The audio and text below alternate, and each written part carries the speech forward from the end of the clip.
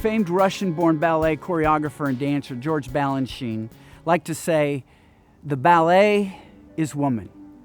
What he meant by that is that particularly in couples dancing, the most successful male dancers understood their job is to support the ballerina, to twist her, to turn her, to catch her, to support her, so that she can do more with his support than she possibly could on her own. He said elsewhere that my job is to make the beautiful yet more beautiful. He needs to know her strengths, to showcase those strengths, and to take his joy from seeing others enjoy her. The ballet goes beyond the head, straight to the soul. It's not just about fantastic athletes with unbelievable command of their bodies. There's something about ballet that captures our hearts, that leads to wonder. It's beautiful, mesmerizing, and the athletics are nearly buried in the beauty of the art. That's what it means to cherish in marriage. Love is the athletics of marriage. Cherish is the ballet, the wonder, the art, the mesmerizing aspect of romance. Love in marriage is wonderful. It's the foundation of every marriage. But cherish provides the artistry. Cherish is even better.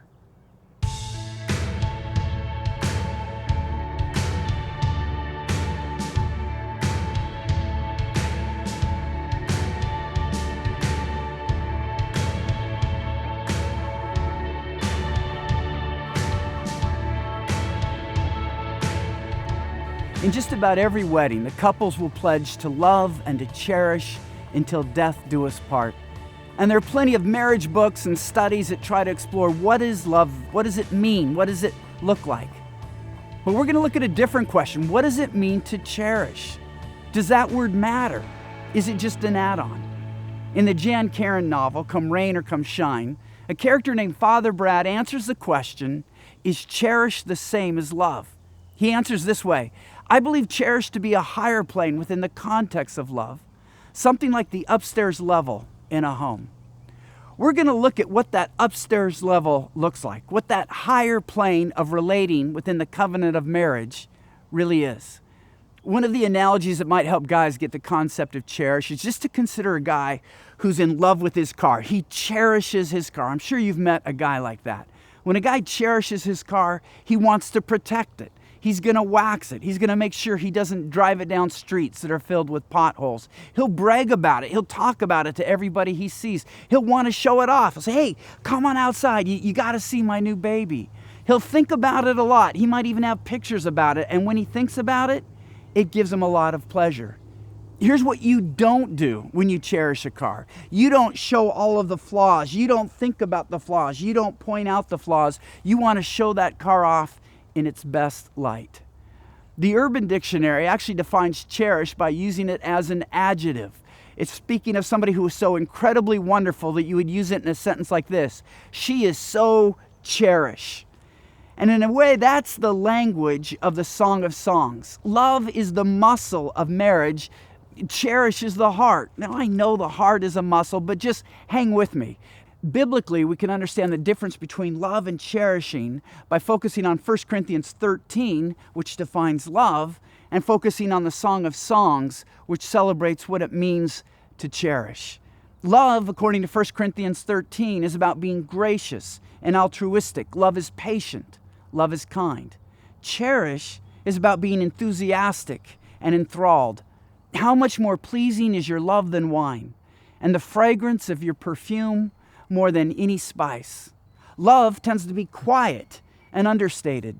Love does not envy. It does not boast. Cherish boasts boldly and loudly. My beloved is radiant and ruddy, outstanding among 10,000. Love thinks about others with selflessness. Love is not proud. It does not dishonor others. It is not self-seeking. Cherish thinks about its beloved with praise. Your voice is sweet and your face is lovely. Love doesn't want the worst for someone. Love does not delight in evil. Cherish celebrates the best in someone. How beautiful you are, my darling. Oh, how beautiful. Love puts up with a lot. Love always hopes, always perseveres. Cherish enjoys a lot. His mouth is sweetness itself. He is altogether lovely. Love is about commitment. Love endures all things. Love never fails. Cherish is about delight and passion. Your name is like perfume poured out. Learning to take our marriage from polite coexisting or even just basic friendship to the much higher spiritual call of learning to truly cherish each other is what this study is all about. Love and cherish never compete. They complement each other and they even complete each other. At times they certainly overlap, but by pursuing cherish, seeking to understand what cherish really means, we'll become better lovers as well. Husbands, your wives want to be more than just loved if you define love as commitment and hanging in there. They want to be cherished, like the woman was in the Song of Songs. Like a lily among thorns is my darling among the young women. You are altogether beautiful, my darling. There is no flaw in you. You have stolen my heart, my sister, my bride. You have stolen my heart with one glance of your eyes. And wives, though your husbands may be a little uncomfortable with using the word, they certainly want the concept of being cherished. A friend of mine who's a retired NFL quarterback was once traveling with 7 men, and he asked them, "How many of you believe that your wives love you?" Every hand went up. Then he said, "How many of you think your wives like you?" Not a single hand went up. Those husbands felt loved. They didn't feel cherished. And to experience marriage as God created it, we need to pursue a marriage in which cherish is the central part of it. Husbands want to hear their wives say, "Like an apple tree among the trees of the forest is my beloved among the young men." Cherishing your husband will motivate you to pursue him, and it'll raise the temperature of your marriage. I will search for the one my heart loves. Why do some wives stop pursuing their husbands? Why do they sometimes talk about their husbands like boys, or at most like their husbands are just nuisances? It's because they've stopped cherishing their husbands. They're committed to loving their husbands, but they've stopped short of cherishing. The good news is that cherishing your spouse is something you can learn to do. As we'll see, God is more than capable of teaching us and empowering us to treat and cherish our spouses the way He treats and cherishes us.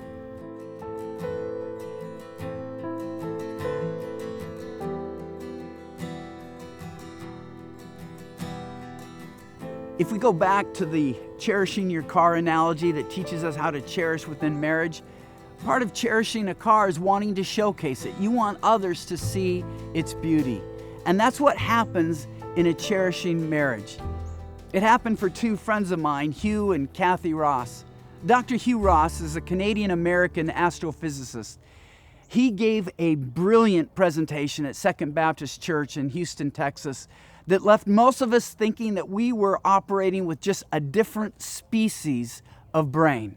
We were mesmerized as he made it seem patently absurd to not believe in God from science alone. And he would draw out equations and throw out facts, not from prepared notes, but just speaking to spontaneous questions. And yet in the midst of this amazing presentation, he sort of let loose that he scores up there on the autistic scale. I stole away and introduced myself to Kathy, asked her to tell me the story about how they met and how their marriage has worked. And Kathy recounted how she met this brilliant young Caltech researcher doing his postdoctoral studies while volunteering at a church. She saw that he had an incredible ministry, but the autistic tendencies were holding him back a little bit. And Hugh started to ask her advice. And so Kathy just reeled off a lot of points where she thought he could improve. She did it with much more grace and tact than I'm about to do. But basically she said things like this: "Hugh, let's start with the haircut. You need to get it redone. And then we're going to talk about the clothes. Stripes don't go with plaid, and your pants should cover your socks. Not to mention you should have socks that match your pants.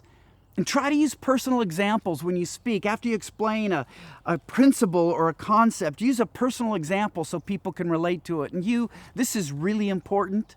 When you're talking to people, look at them. It makes a huge difference." Hugh literally took out a 3x5 note card and he just started writing it down. A haircut, pants, plaids, personal examples. Look people in the eye. Got it. So Hugh went out and got another haircut, telling the person, just make it look normal. Then he went to Macy's and he asked the saleswoman to pick out a couple outfits that he could just wear without having to put together. And suddenly his ministry started to take on a new significance and a new impact. And he was thrilled with it. And so he went to Kathy, who was very interested at this point, but she wondered, how could such a brilliant man be interested in me? And here was Hugh's romantic invitation. He said, Kathy, it's been so helpful talking with you. Now, I only have one day off a week between my postdoctoral studies and volunteering at the church. But would you like to spend that one day a week getting to know each other better? Believe it or not, that invitation was enough to melt her heart. They started dating, have never broken up since, and it's been an incredible match where Hugh has been far more effective than he would have been with Kathy supporting him, and Kathy believing that she's had a far more significant ministry by joining with Hugh and helping him be more effective in his ministry. When I described the marriage's ballet metaphor to Kathy, her eyes lit up. And here's why it works. They showcase each other.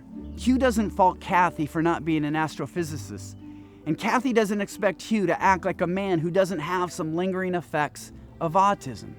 Rather than having their love diminished by each other's imperfections, Kathy and Hugh cherish each other's gifts. They showcase those gifts, and thus they enhance their gifts. Together they marvel at what God has done. The two of them have become far more as a team than either one ever would have been as an individual. In other words, the beautiful has become yet more beautiful. This is the power of Cherish. Picture the end of a ballet performance. The male dancer supported the ballerina. He's thrown her, he's caught her, he's held her so she could do more than she could possibly do on her own. But at the very end, he throws her perfectly into the spotlight. She nails her landing. The crowd leaps up in a thunderous standing ovation. And the male dancer, knowing his job is done, breathing heavily, slowly steps back into the shadows. He takes his delight in the fact that she is showcased, she is cherished. Marriages will simply change when that's our attitude toward our spouse. Men, ask yourselves, how do I support my wife just like that so that she can be more because she knows she's supported by me? Wives, what if your husbands knew that when they went out there into the world and then when they were at home, that they knew you had their back, you saw the best, you were supporting them, helping them to become more than they could possibly be on their own? A brilliant ballerina was once asked what her dance meant. Her response was funny. She said, "If I could tell you, I wouldn't have to dance it." And that's the difficulty of Cherish. Cherish isn't easy to define. We could say that love is the narrative and cherish is the poetry, or that love is the work and cherish is the dance, or love may cause you to wince and cherish will make you smile. But what we need so much in the church today are stories of couples who cherish each other. We do need stories of couples who struggle, who persevere, and who come out on the other side. I recount a lot of those stories in Sacred Marriage, how God uses the difficult, how God uses the challenges. But we also need stories of couples who find the sweet, happy spot of marriage. Those are the marriages that Cherish seeks to inspire. You know, if you go back to first century sculpture, there was Roman sculpture and Greek sculpture. The thing that distinguished them is that Roman sculpture was more realistic because it was based on real people. You would see pockmarked faces, you would see chubby people, you would see bald men. Greek sculpture was based on the ideal. They idealized gods, they idealized athletes, and so it was really the most beautiful, the strongest, in some ways even the unreal. Sacred Marriage was a Roman book. It looked at the realities and the difficulties and the challenges of marriage.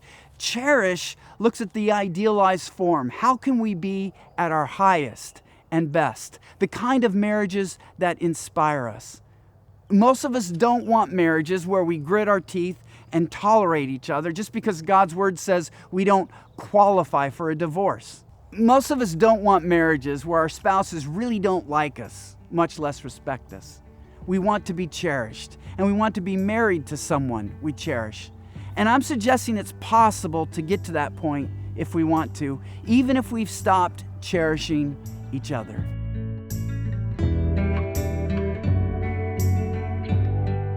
My friend, Dr. Greg Bledsoe, was a junior medical student in a family practice clinic when he was doing rounds with his resident physician.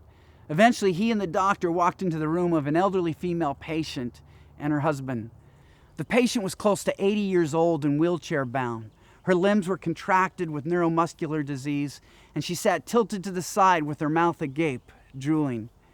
Greg noted the spry energy of her spouse. He was alert, he was mentally sharp. Though he was equal to his feeble wife in age, he was in far better health. Greg noticed that usually it's the other way around. Usually it's the wife who's having to care for her husband at this state. Greg felt a common young man's emotional and spiritual disease who doesn't yet get what it means to cherish. I must confess, he said, I felt sorry for this husband. The husband seemed to be in good spirits, even while wiping the drool off his wife's chin. Knowing the around-the-clock care such patients require, Greg also knew the exhausting demands placed on his husband.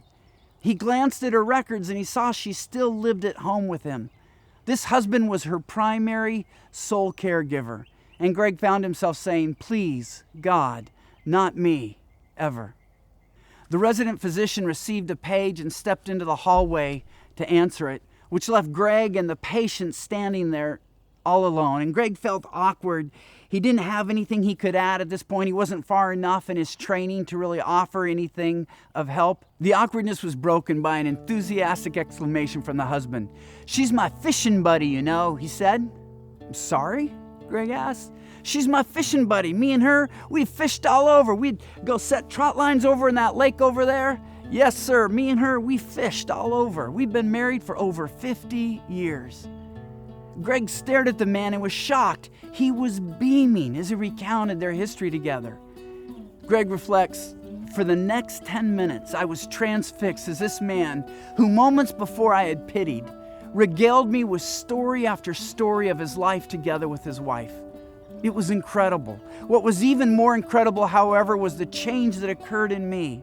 Watching this elderly man caress his wife's hand, kiss her cheek, wipe away her drool, and joyfully recount their lives together provoked a powerful transformation of perspective within me. Gone was any semblance of pity. Instead, in its place, was envy. This senior citizen cherished his drooling, mentally absent, severely wrinkled, and elderly wife. And a much younger doctor envied the way this older man looked at, talked about his octogenarian wife. To the older man, wiping the drool off his wife's cheek was no different than when he was 20 years old and he would lovingly wipe a little bit of ice cream off after one of their dates. We live in a culture that is infatuated with infatuation. But here's the thing our world doesn't understand. Cherish is even better than infatuation. Real intimacy is being fully known and fully accepted, and you can't accept somebody you don't yet fully know, and that's what infatuation makes impossible. It leads to what those who study our brain call idealization, where you're relating to someone who doesn't even really exist. Cherish is based on authenticity, knowing someone, preferring someone, choosing someone, and creating a heart and mind that prefers someone above others until they're the only person for you. Cherish can take your marriage to a new place. You can learn to cherish your spouse. You can be in a marriage where you are cherished and make young people actually envious, though they might pity you in your state, thinking you've lost everything that love holds most dear. We can show them that cherish is even better.